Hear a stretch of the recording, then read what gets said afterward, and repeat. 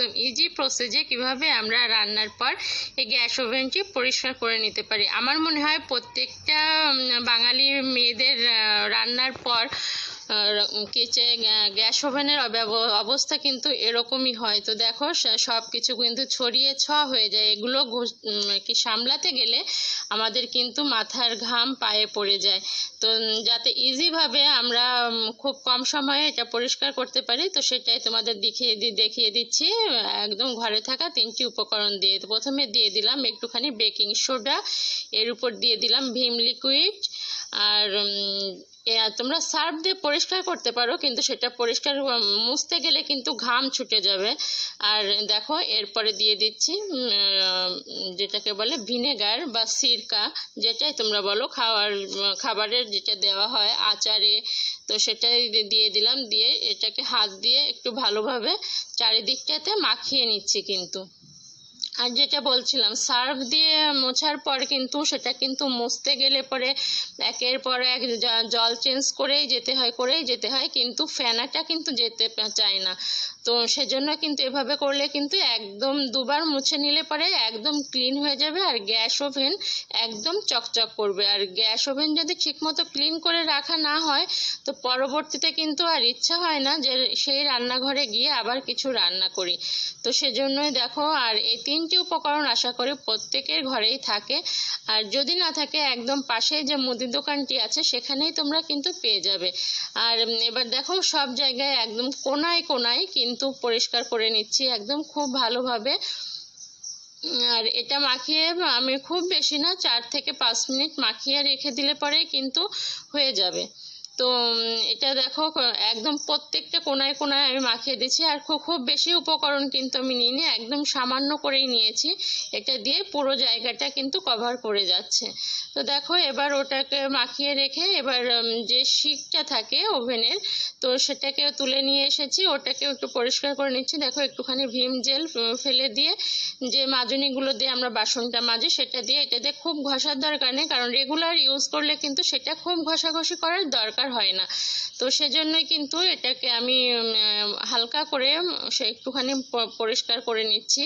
আর তোমরা কেউ ভেবো না যে তোমাদেরকে আমি শেখাচ্ছি, আমি যেভাবে পরিষ্কার করি সেটাই জাস্ট তোমাদের সঙ্গে শেয়ার করছি। যারা নতুন যেসব বোনেরা সংসারে পা দিয়েছে বা দেবে, তো তাদের জন্যই আমার এই ভিডিওটা। তো তারা যদি দেখে শিখে নিতে পারে তাহলে তাদের জন্য অনেক বেশি হেল্পফুল হবে। আর এই ব্যস্ততম জীবনে কারোরই এত সময় নেই ঘন্টার পর ঘন্টা বসে পরিষ্কার করা, তো কীভাবে ইজিভাবে করলে পরিষ্কার হয়ে যাবে। তো এটা কিন্তু 10 মিনিটেই কিন্তু আমি খুব সুন্দরভাবে পরিষ্কার করে নিতে পারি। তো সেটাই তোমাদের সঙ্গে আমি একটুখানি জাস্ট শেয়ার করলাম। আর এটা কিন্তু ভালোভাবে কোনায় কোনায় পরিষ্কার না করলে কিন্তু গ্যাসে রান্না করলে একটা আঠা চিটচিটে ভাব কিন্তু হয়ে যায়। কিন্তু আমার এই গ্যাস ওভেনটি আমি কিন্তু দীর্ঘ 11 বছর ধরে ব্যবহার করে যাচ্ছি, তো এখনো পর্যন্ত কোনো প্রবলেম আমার হয়নি, আর খুব সুন্দরভাবে চালিয়ে যাচ্ছি। তো দেখো, আর খুব যে পুরনো হয়ে গেছে সেটাও কিন্তু মনে হয় না, কারণ এটাকে আমি এভাবেই পরিষ্কারটা করে আসছি।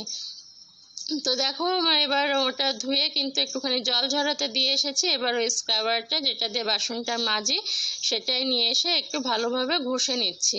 যে খুব যে মানে শক্তি দিয়ে করতে হবে তা না, হালকাভাবে ঘষে নিলে পরেই হয়ে যাবে। আর স্ক্রাবারটা কিন্তু একটু ধার আছে, স্ক্রাবারগুলো একটুখানি ধার হয়। তো স্টিলের যেহেতু, তো স্টিলের গ্যাস ওভেনগুলোই কিন্তু তুমি এভাবে পরিষ্কার করতে পারবে।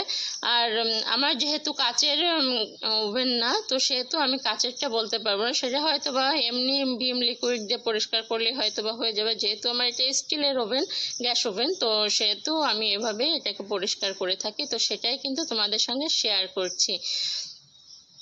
আর আমার এই ভিডিওটা যদি তোমাদের ভালো লেগে থাকে, কোথাও কোনো কিছু তোমাদের উপকার করে থাকে, তো প্লিজ একটা লাইক করে দিও, কারণ তোমাদের একটা লাইকে কিন্তু আমাদের ভিডিও করার আগ্রহ অনেকটাই বেড়ে যায়।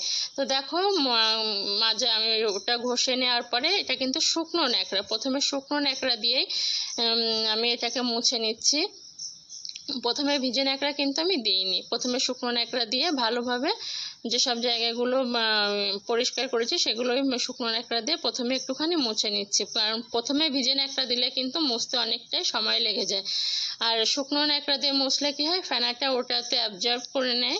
তো দেখো এবার ওটাকে ধুয়ে এনেছি, ধুয়ে আনার পর এবার দেখলে তো, এবার ওটাকে ধুয়ে এনেছি, ধুয়ে আনার পর ওটাকে আরও একবার মুছে নিলাম। ব্যাস, একবার মোছাতেই কিন্তু আমার এই দুবার মোছাতেই হয়ে যাচ্ছে। প্রথমে শুকনো ন্যাকড়া, তারপর ভিজে ন্যাকড়াটা দিয়েই মুছে নিচ্ছি।